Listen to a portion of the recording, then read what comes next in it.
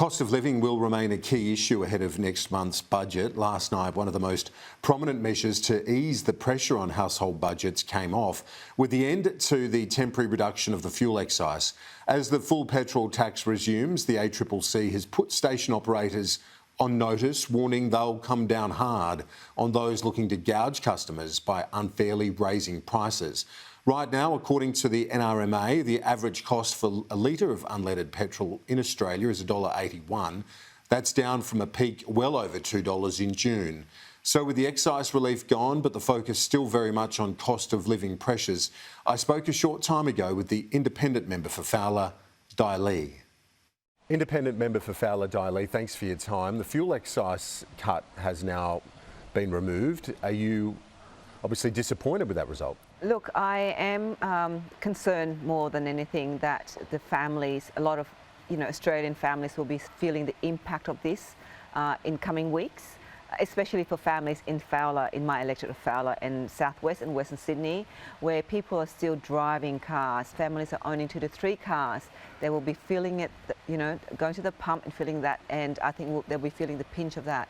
I still am really adamant that the government has to do something about the cost of living, especially when it comes to fuel prices for our community. Looking at the latest average price though, in the capital cities, Sydney's $1.90, Melbourne the same, Canberra $1.80, Adelaide $1.90. It's well below where it was when the fuel excise cut was made several months ago. It's well below, absolutely. However, I can say to you that interest rates was low as well at the time. Food prices was low at the time. Now everything's gone up. And I think that, if we maintain the prices around that, I think it's still affordable, but I think you will see that going up. Look, with $50 billion from the Australian minerals and energy royalties, the cost of extending this fuel excise cut for a further 6 months is going to cost, what, $3 billion for the government, but they refuse to do that. They have said that they will provide cheaper childcare, which costs $9 billion, and that's, for me, the $3 billion, which will actually have a bigger impact for a majority of Australians, would be actually more beneficial. But where do you draw the line? The government is trying to deal with this enormous debt, and $3 billion for another 6 months is still significant. It is significant, but I think it's a short term in terms of assisting families who are struggling with food prices, the high cost of living, interest rate rises that we're predicting to rise in the next few months. I think to provide that relief for short term, I think it's very, especially for working families, Australian families in Western Sydney. Do you accept, though, that there is a debt problem that the government's got to navigate? Look, I think the Treasurer acknowledged yesterday when I raised the issue around the $50 billion, and he acknowledged that they've got that money. However, yes, he said that there's this issue in terms of trying to manage the debt. But look, if that's the response, that means we're not going to spend on anything. That means they can't give the $9 billion subsidy as well to childcare or whatever else that the government's planning to do. So I think, if that's the case, that means they can't spend on anything at all. Would you like to see a cut in the excise made permanent? Look, I think it's just to make it available until prices stabilise, until our economy stabilises. So giving that relief.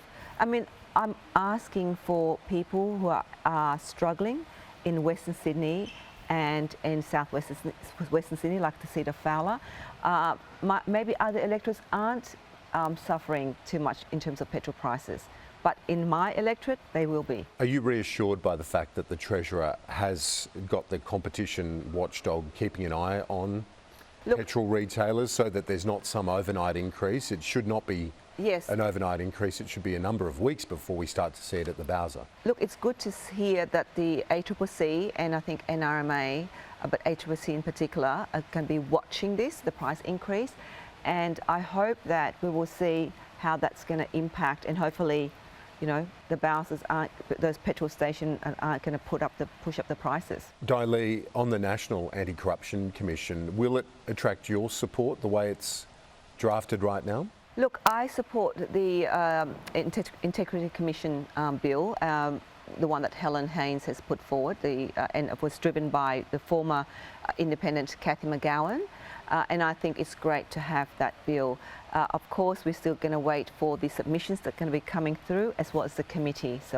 And there's going to be, looked into by the committees, and of course the structure of the setup of the committee as well, to make sure that obviously the media is going to be protected, as well as the individuals, those who are the public servants who are going to be called in front of an inquiry.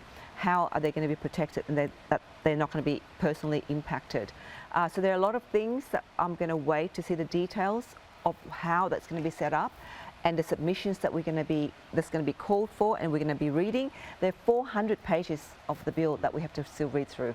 Are you comfortable with the term exceptional circumstances for the hurdle that the Commissioner must meet before having public hearings? Look, I think we're still going to revisit that, because we don't know what exceptional circumstances mean.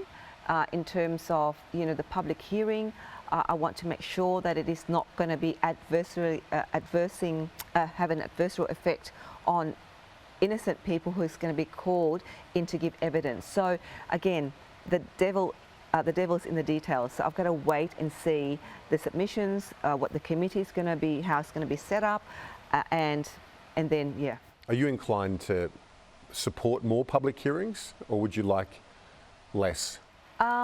Well, I don't know what's more or less, because I don't know how many, what do you mean by more public hearings? I think we're going to make sure, I've got to read the 400 pages of the bills.